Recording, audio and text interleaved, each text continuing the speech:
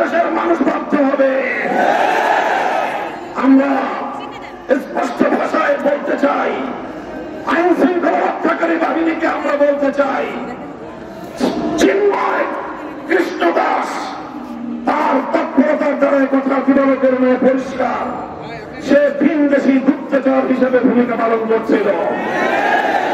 বারবার সে তার সেই প্রভুর দেশে গিয়ে সেখান থেকে নির্দেশনা নিয়ে এসে বাংলাদেশের অভ্যন্তরে নৈরাজ্য সৃষ্টি করবার প্রায় তারা চালিয়েছে।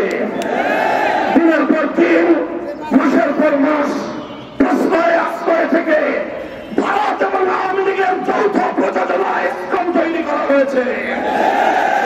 এই ইসকনকে নিষিদ্ধ করার মধ্য দিয়ে আওয়ামী লীগ এবং ভারতকে স্পষ্ট বার্তা দিতে হবে, বাংলাদেশ তোমাদের ষড়যন্ত্রের কাছে মাথা নত করবে না।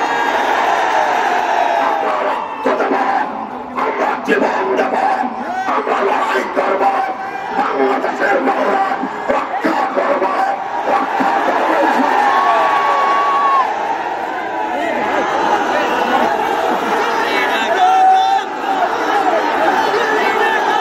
সংগ্রামী সাথী বন্ধুগণ, হেফাজতে ইসলামের কেন্দ্রীয় নেতৃবৃন্দ সহ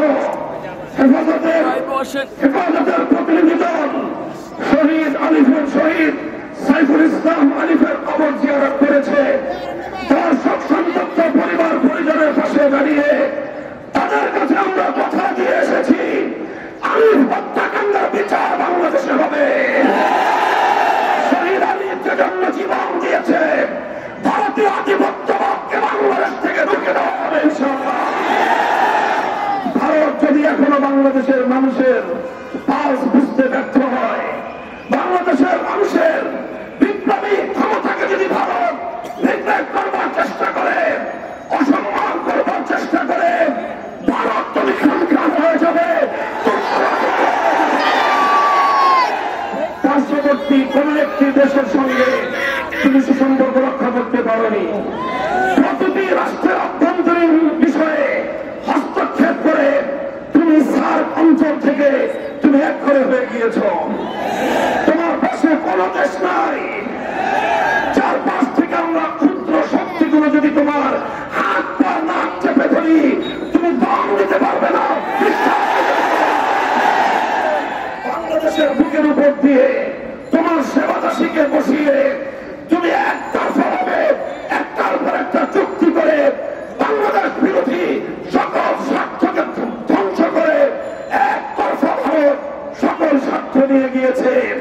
বাংলাদেশের বিরুদ্ধে ভারতের বিগত 15 বছরের সকল ষড়যন্ত্রকে আমরা নিন্দা জানাই এবং আবারও স্পষ্ট ভাষায় ভারতকে বাংলাদেশ থেকে পরিবর্তনের আহ্বান জানাই। আমি বলতে চাই, পলাতক শেখ হাসিনা, ফ্যাসিবাদী শেখ হাসিনা, খুনি শেখ হাসিনা খুন এবং হত্যাকাণ্ডের আসামি। বাংলাদেশের বন্ধু রাষ্ট্রের দাবি করে তুমি বাংলাদেশের এই খুনি আসামিকে মাসের পর মাস তুমি প্রশ্রয় দিচ্ছ। আর এখন তোমার কোলে বসে সে বাংলাদেশের ইসকনের পক্ষে সাফাই গায়। বাংলাদেশের মানুষকে এতটা দুর্বল ভাবলে ভুল করবে ভারত। অতীতে আমাদের অনেক ঐতিহ্য রয়েছে, ইতিহাস। যদি আমাদেরকে এভাবেই তুমি একতরফা হত্যা করবার চেষ্টা করো, যদি আমার জনপদকে আমার ভাইয়ের রক্ত দিয়ে যদি তুমি রঞ্জিত করো, তাহলে আমরা তোমার বিরুদ্ধে প্রতিরোধ করে তুলবো। আমরা সংগ্রামী সাথী বন্ধুগণ, হেফাজতে ইসলাম বাংলাদেশ দেশের সকল ধর্মপ্রাণ মুসলমানদের প্রতি উদাত্ত আহ্বান জানাচ্ছে।